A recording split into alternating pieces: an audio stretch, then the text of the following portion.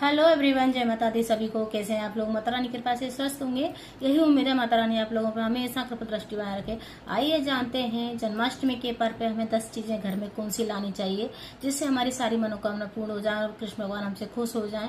Periods में व्रत कैसे रखा जाता है और अगर पहली बार व्रत उठा रहे हैं तो किस प्रकार से किया जाता है, व्रत में क्या खाएं क्या नहीं खाना चाहिए, आइए जानते हैं इसी टॉपिक पे मेरा वीडियो। और सबसे मेन महत्वपूर्ण चीज है, अगर हम बांसुरी 11:11 पर चढ़ा रहे हैं और अगर हमारी कोई मन्नत है उसको हमें पूरा करना है तो किसी आसपास के मंदिर में जाके कृष्ण भगवान को जरूर आपको बांसुरी चढ़ा के आनी है। अगर आसपास मंदिर नहीं है तो घर के ठाकुर जी को भी आप बांसुरी चढ़ा सकते हैं। ये काम जरूर करना है अगर आपकी कोई मन्नत है तो। आइए जानते हैं इसी टॉपिक पर मेरा वीडियो है। 10 चीजें ऐसी कौन सी घर में लेके आनी चाहिए जिससे हमारे ठाकुर जी की हम पे कृपा दृष्टि बन जाए जन्माष्टमी के दिन, और हमें पहली बार व्रत किस प्रकार से रखा जाता है, आइए जानते हैं। सबसे मेन चीज होती है बांसुरी। सबसे पहला जो हमें घर में लेके आनी है, बांसुरी लेके आनी है। हमें कामधेनु गाय लेके आनी है जो बछड़े के साथ होती है, वो उसको जरूर लेके आना है। और मुकुट लेके आना है, ठाकुर जी की पोशाक लेके आनी है, उनकी श्रृंगार की चीजें लेके आनी है। अगर आपको चांदी की पजेब लेके आ जाए तो सबसे अच्छा होता है। अगर आप ठाकुर जी की पजेब जैसे मन में एक धारण करते हुए, मन में एक सोचते हुए, हे ठाकुर जी आपको मैं इसी उपलक्ष्य में पजेब पहना रही हूँ, किसी दिन इनकी आवाज मेरे कानों तक आ जाए तो बस इसी उपलक्ष्य में आपको ठाकुर जी को पजेब पहनानी है। बहुत शुभ होता है, बहुत अच्छा माना जाता है अगर आप ठाकुर जी को पजेब पहना रहे हैं। अब आता है जो हम अपने जो मेन गेट होता है उस पे हमें अगर हम नीम का तोरण लगाते हैं, जो 5 नीम की पत्तियां होती हैं उसकी डालियां लेके 5 लेके आए, उसका कलावे से उसको बांध के आपको तोरण अपने गेट पे लगाना है। वो बहुत अच्छा माना जाता है, बहुत पॉजिटिव आती है घर में। अब आता है घर में झूला लेकर जरूर आना चाहिए जन्माष्टमी के दिन। और हमें चंदन, पीला वाला जो चंदन होता है उसको लेके आना है।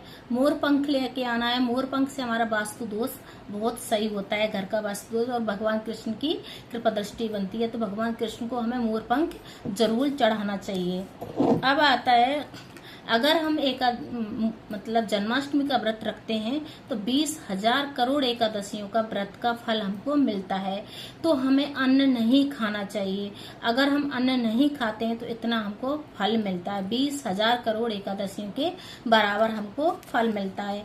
हम जन्माष्टमी का व्रत रखते हैं। अगर हम पहली बार व्रत रख रहे हैं तो हमें किस प्रकार से उठाना चाहिए। सबसे पहले हमें सुबह नहा धोकर कृष्ण भगवान का ध्यान करना है, हमें उनका संकल्प लेना है। संकल्प लेने के बाद हमें उनकी पूजा करनी है और हमें पीले कलर के वस्त्र धारण करने सबसे अच्छा माना जाता है। अगर पीले नहीं है तो कोई और कलर भी ले सकते हैं, काला नीला छोड़ के।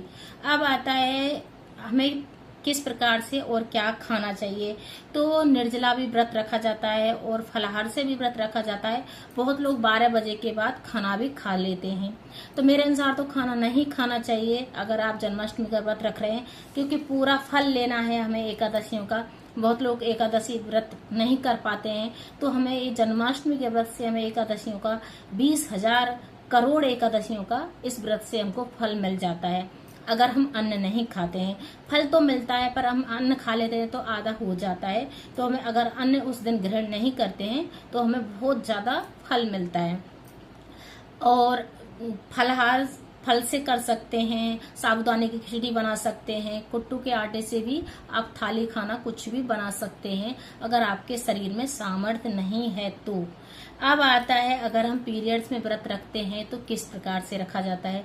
पीरियड्स में व्रत को छोड़ा नहीं जाता है। बहुत लोग व्रत गलतियां करते हैं, पीरियड्स में जन्माष्टमी का व्रत छोड़ देते हैं।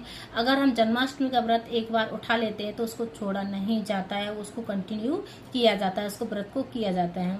और हमें संकल्प लेना है जल से।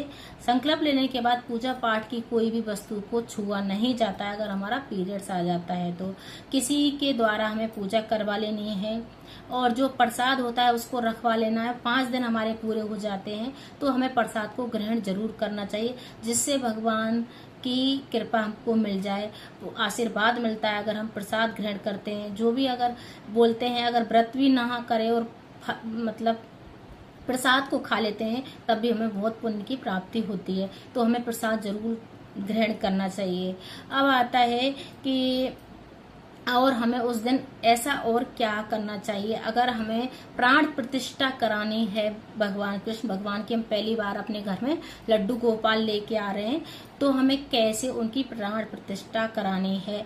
तो बहुत लोग जैसे गेहूं लेके आते हैं, रात भर उनको 12 घंटे के लिए अनाज में रख देते हैं, फिर पंचामृत से उनको नहलाते हैं। तो जो पीला कपड़ा, सूती का कपड़ा होता है, उनकी आंखें बंद करके हमें पंचामृत से स्नान कराना है, उनको गंगा जल से नहलाना है, फिर पुष्पों से नहलाना है उनको। फिर उसके बाद हमको उन्हें अच्छी नई पोशाक पहनानी है और अपने घर में उनको जैसे 108 मंत्रों के साथ हमें अपने घर में विराजमान करना है।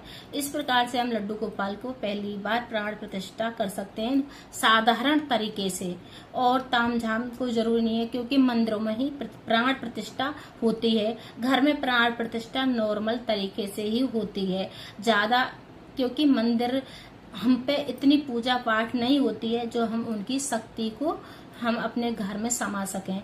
हम क्योंकि मंदिर में प्राण प्रतिष्ठा होती है, घर में हम नॉर्मल तरीके से, सरल तरीके से ही प्राण प्रतिष्ठा भगवान की करते हैं और अपने घर में उनको विराजमान करते हैं। अगर मेरी वीडियो अच्छी लगे तो लाइक करें, शेयर करें, कमेंट करें, सब्सक्राइब करें और हरे कृष्णा जरूर कमेंट में लिखें। और हर हर महादेव। जन्माष्टमी की सभी को हार्दिक शुभकामनाएं और खुश रहें, स्वस्थ रहें, यही कामना है। हर हर महादेव।